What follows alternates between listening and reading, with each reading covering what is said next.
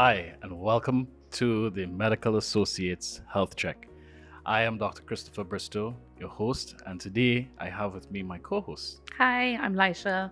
Right, and today we'll be getting into a topic around obesity and cardiovascular health. We have with us our very special guest today, our world renowned, Cardiology God. interventional cardiologist, Dr. Ronan Ali, who will be sharing his knowledge and expertise on the areas of cardiovascular health and obesity. Welcome, Dr. Ali. Thank you so much for having me. Nice, man. So let's talk about obesity. Well, the WHO actually defines obesity. So, excess or abnormal fat accumulation that poses a risk to health.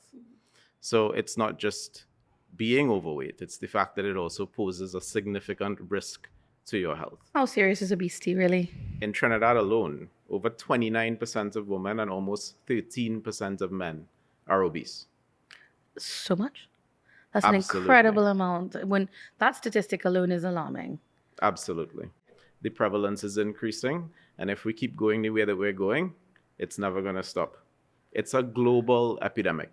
Right. So it's not just in Trinidad, but we really need to face the reality and do something about it. Absolutely. And it's also the age ranges of these persons. Yeah. It's becoming a younger and younger patient profile that's really fallen into this category of obesity. Starting off in childhood now. Yeah. We like a fat child, as to see a fat child when you grow up. But Nice fat baby. Chubby cheeks. yeah, but it's not always in their best interest. No. Well, a fat baby is one thing, but when it becomes an obese Yeah. child, an obese teenager, and then an obese young adult, all of the inherent health risks now appear. Even before they grow up, we're seeing more and more teenagers being diagnosed with diabetes. That's true. You're right there. So, and then a lot of them take that childhood obesity into adulthood, and their risk is now much higher because it's over a more extended duration of time, as opposed to somebody who became obese as an adult. Someone who's a child who is obese and then grows up carries that risk for a very long time, 20, 30, 40 years. And we're not just looking at the heart, we're also looking at bone health, Joints. skin. What's that one? The joints. The joints. Yeah, and all of these things. So it becomes harder. I shouldn't say harder, but there's a lot of complications that come about, I suppose, as they grow older, and particularly female children. It affects how puberty happens for them. Absolutely. You can have delayed puberty and a host of metabolic, hormonal, reproductive issues Yeah, they could that affect go their along fertility. with obesity. Yeah. Yeah. Now, if I'm not wrong, are you seeing an increased incidence of younger people with heart disease? Absolutely.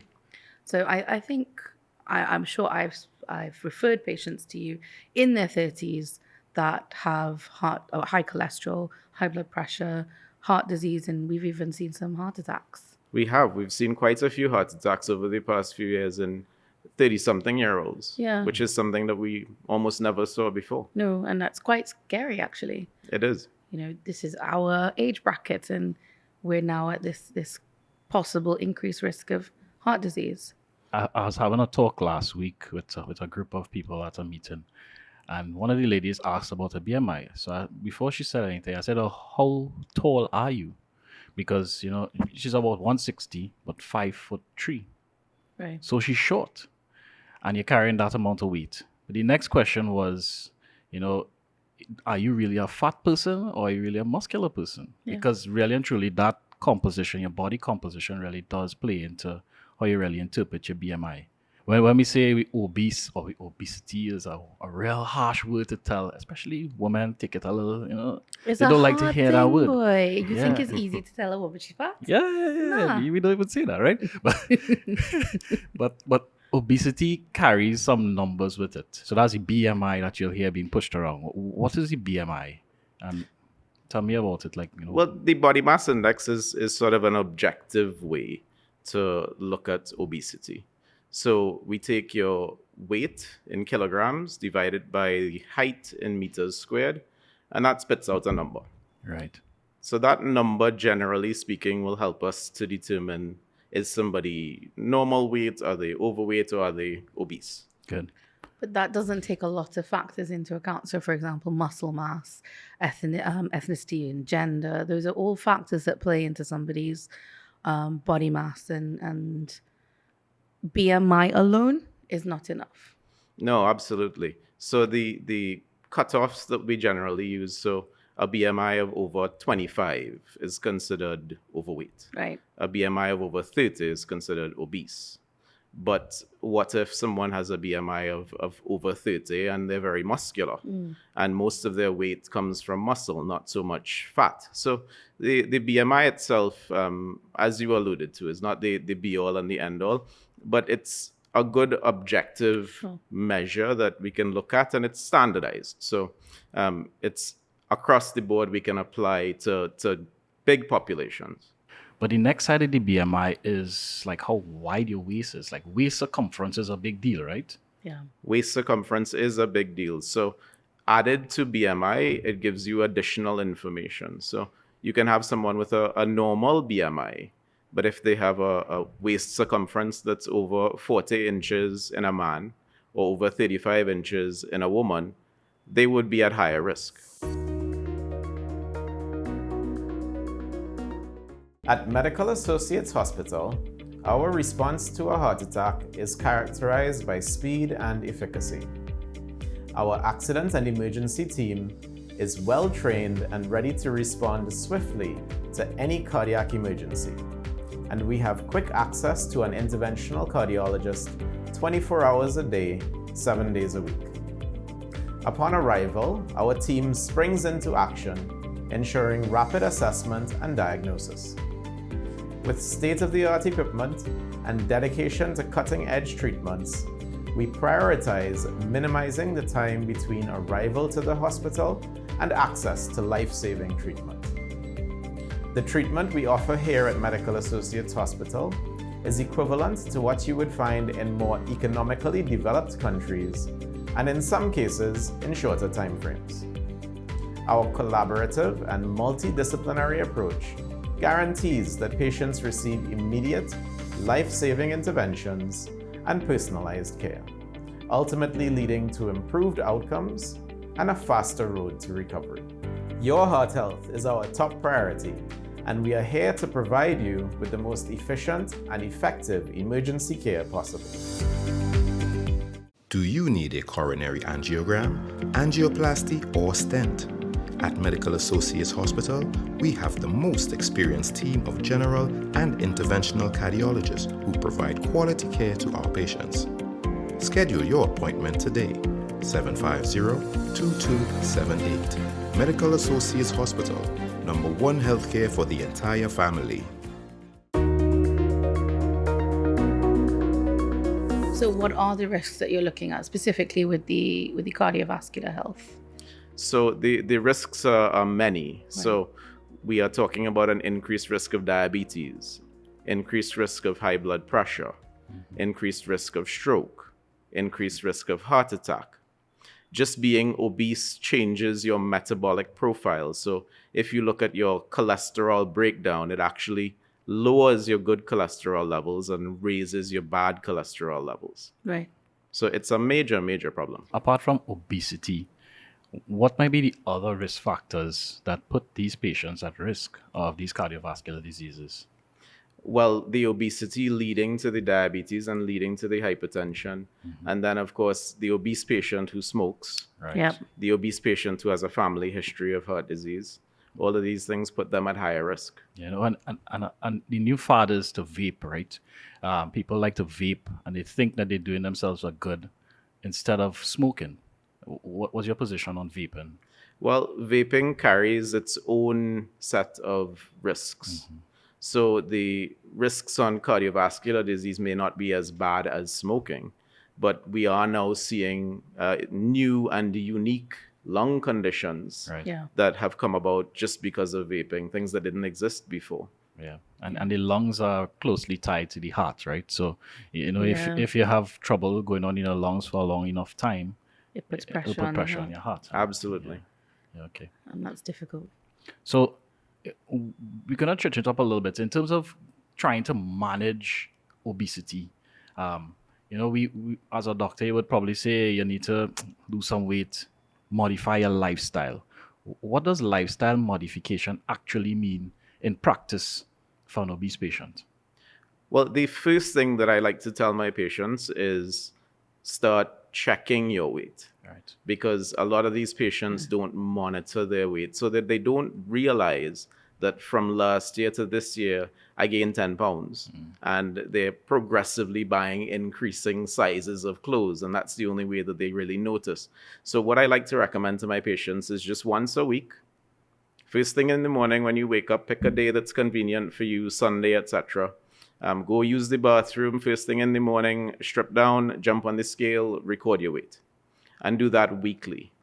And what that does is it then provides feedback in terms of, so next week I realized that my weight went up a pound. Okay, so maybe I shouldn't have had that extra ice cream last week. And so it also provides motivation going forward. Okay, this week I know I need to rein it down a little bit. I, as a man who like to exercise and thing, and patients is ask how much I should exercise. There's a recommendation somewhere I see is like 150 minutes for the week, right?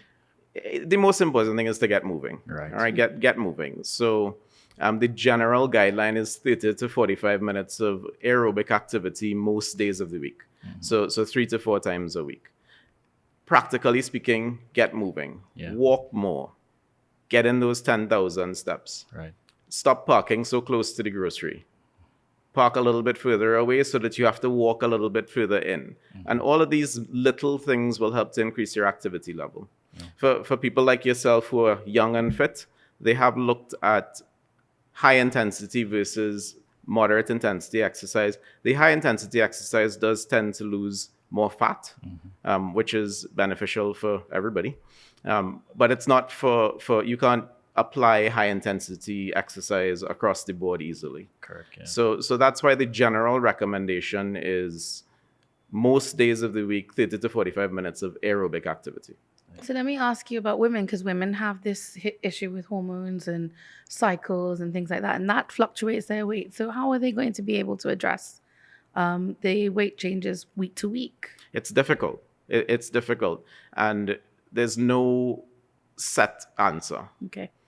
Everybody's different. Everybody's body is different. And what makes it even worse is that the body tends to have a biological set point. Right. So the body will always want to tend to revert to this particular weight, whatever is your set point. And actually, the only thing that seems to change that set point is bariatric surgery. Okay. Bariatric surgery tends to change that set point so that the body now resets. Right. But outside of bariatric surgery, you can lose weight, diet, exercise, healthy lifestyle, and so forth, but your body is still going to be trying to get back to whatever it considers its set point. So that's why weight maintenance, even after weight loss, is difficult. Great. Yeah. And you've led us now quite nicely to our guests. We're meeting Dr. Yadish Singh as well, who will be talking to us about bariatric surgery. So Dr. Ali, thank you very much for coming today. We really appreciate having you. You're very welcome. Very happy to be here. Medical Associates Hospital is the only internationally accredited tertiary healthcare institution in the Caribbean for quality in medical care. Medical Associates' gold standard for quality medical treatment, culture of safety for patients and visitors, care based on leading, evidence-based best practices and compliance with international standards make us the leader in private hospital care in the Caribbean. Medical Associates Hospital, number one healthcare for the entire family. Welcome back to Medical Associates Health Check. We would have just finished our discussion with Dr. Ali on obesity. Now we're going to segue into management of obesity through a surgical option, and we call that bariatric surgery. And with us today we have Dr. Yadish Singh, who's a bariatric surgeon, and he'll help us break this down and simplify it for you. Dr. Singh, welcome. Thank you very much for having me back. Yeah, man. So Dr. Singh, as Chris touched on, we spoke to Dr. Ali about obesity, Yes. and we said the curative approach is really surgery, bariatric surgery in particular. So tell us about it. Okay, so bariatric surgery, it's a very specialized type of surgery where they operate on the gastrointestinal system. What I mean, the stomach and also the small intestine. And we either make the stomach a bit narrower, that's like in the sleeve gastrectomy. So we change the stomach almost from a bag to a banana shape. That does not involve a bypass. The bypass operation separates the stomach into two. Right. And then to get the food to go down the gastrointestinal tract, there must be a joining to the small intestine. So the stomach is joined to the small intestine, and that's commonly called the bypass operation. Is there a choice? Do you prefer one method or the other? How do you decide? Right. So I mean, the data is clear now that both operations have similar weight loss. Both operations have similar resolution of comorbidities such as diabetes, hypertension, hyperlipidemia. So it depends on really patient choice. And actually, number one operation in the world right now is actually the sleeve gastrectomy. Okay. A patient who has tried every non-surgical approach before, Yeah. right? Then to come and say, well, the next step for you is surgery. How you have that conversation with the patients, and letting them know what might be in future for them in terms of their targets, how much weight they might lose, Correct. and these kinds of things.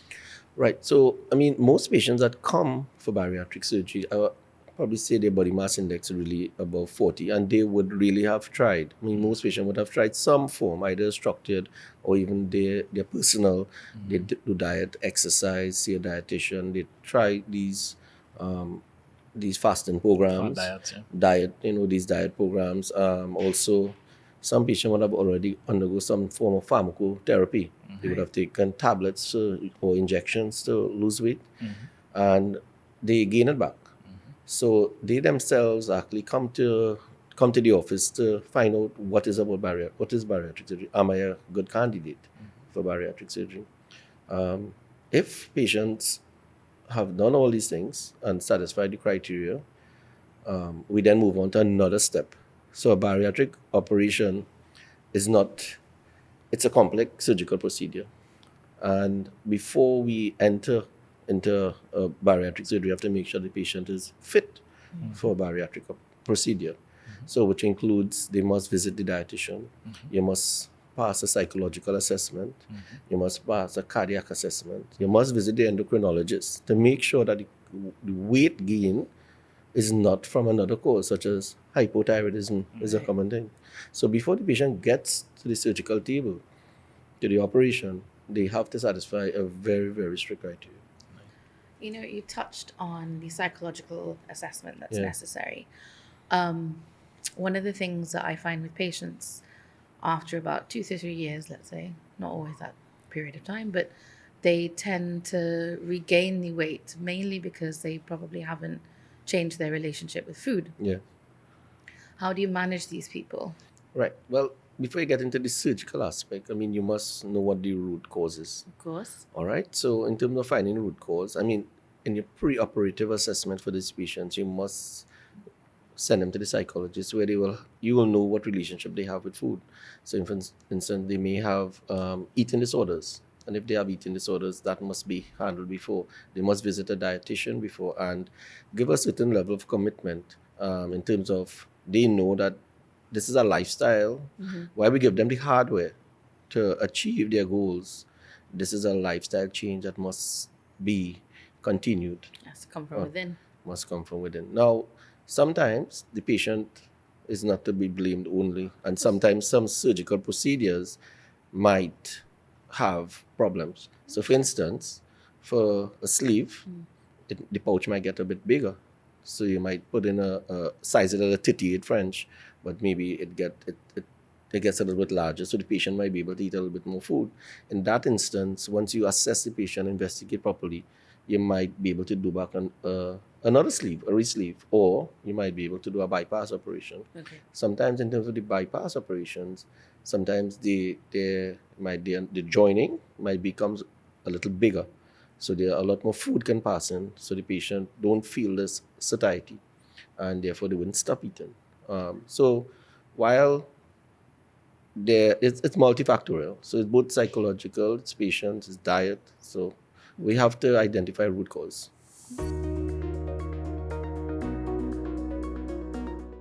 Do you need a coronary angiogram, angioplasty, or stent?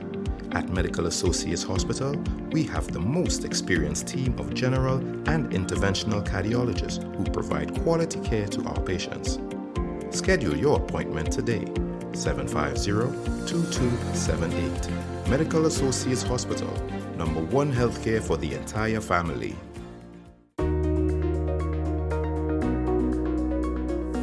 If I remember correctly, you could do one and then do the other if one is not successful. How does that work? Yeah. So a sleeve gastrectomy, as I told you, it's a narrowing of the stomach.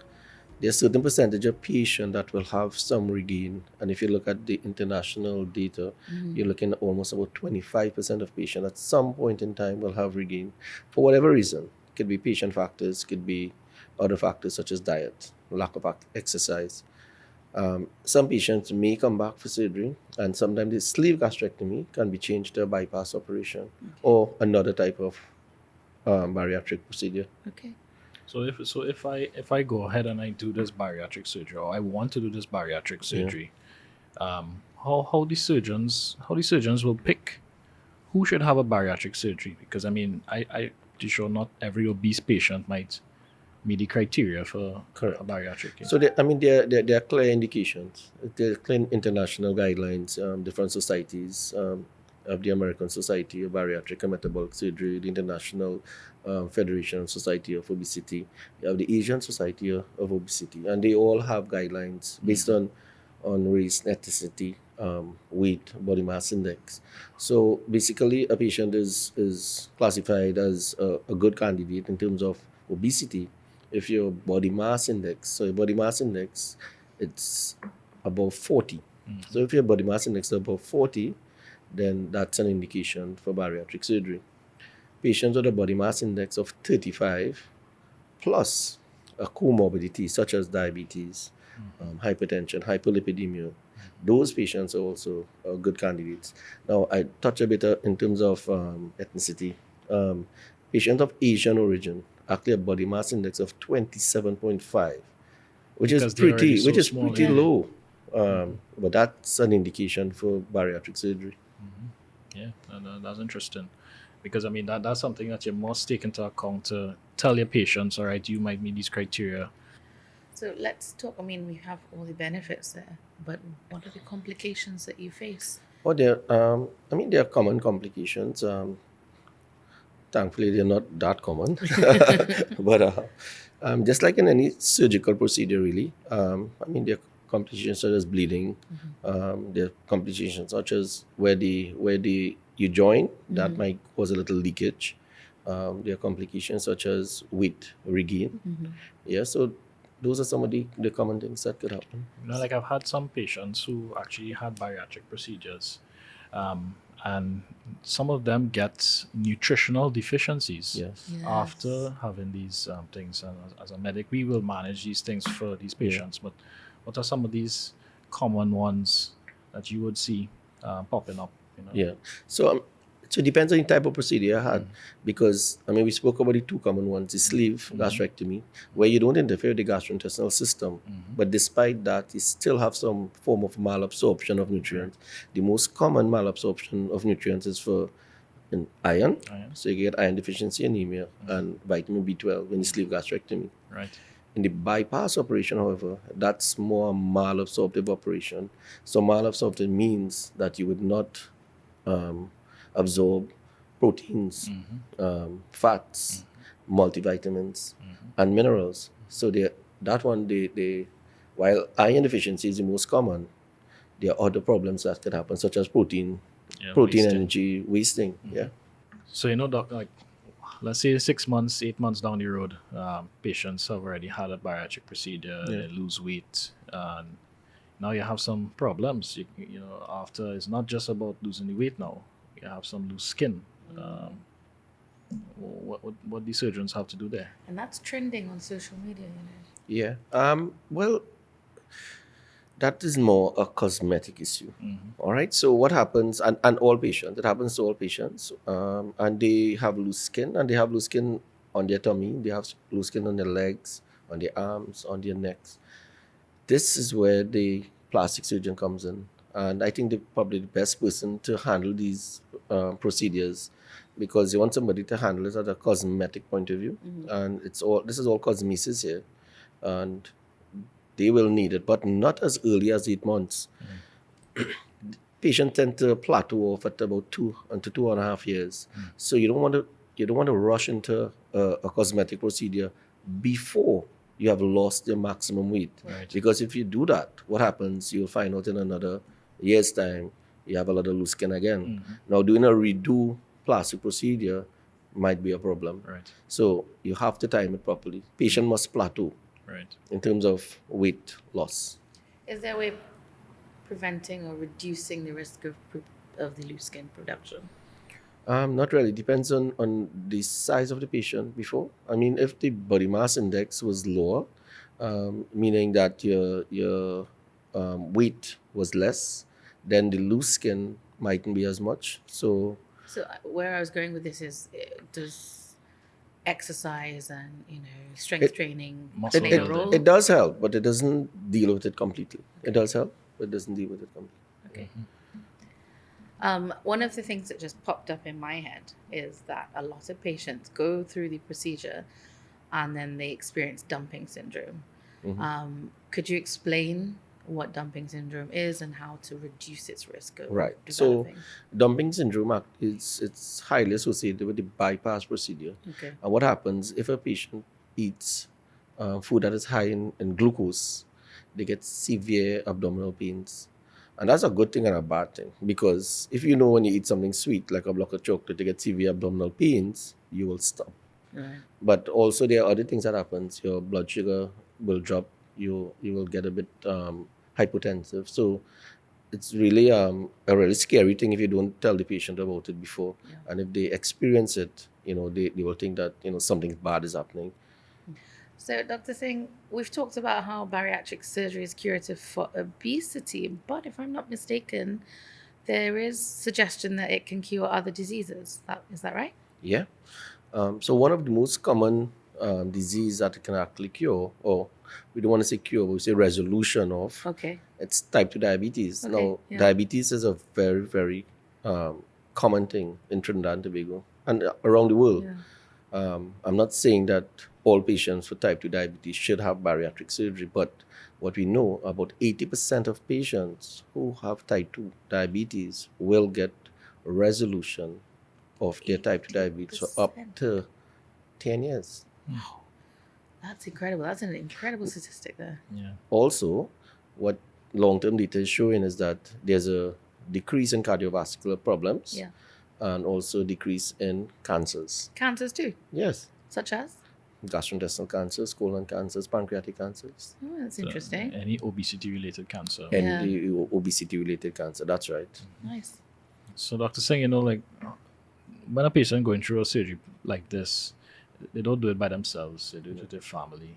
How important is having family support for a patient with bariatric surgery? Oh, I think that's a very, very important thing to have, because the family support allows the patient to maintain their diet, their lifestyle changes, such as exercise. And what we have noticed is that if you have one patient who had a bariatric procedure in a family, the entire family tends to lose a bit of weight, because once they stick to the diet plan and the exercise regime and they do it together as a family, they all benefit. Yeah. Okay. So that's good, yeah, everybody have to do it together, because some people is still say, well, let's cook one food for this one and let's cook my food separate. Yeah. But yeah, it's good that everybody has a patient like this, they support. It reduces patients. temptation Yeah. to eat. Yes, it's taking away the temptation to Correct. eat all the high density calories. Yeah. Well, that's all we have time for today. Sorry, but thank you very much for coming. We really appreciate it. Thank you very much for And having me. We really hope that maybe sometime in the future you could come back and tell us about a patient that's had bariatric surgery and success story. Sure, maybe we can have a patient come and I help would it. love that. What do you think, Chris? Yeah. Yeah? It's good to bring somebody in and we hear it from their own mouth. Exactly. Yeah. Correct. Experience makes a big difference.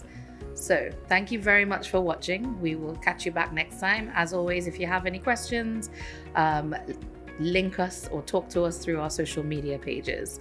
And we'll see you next time.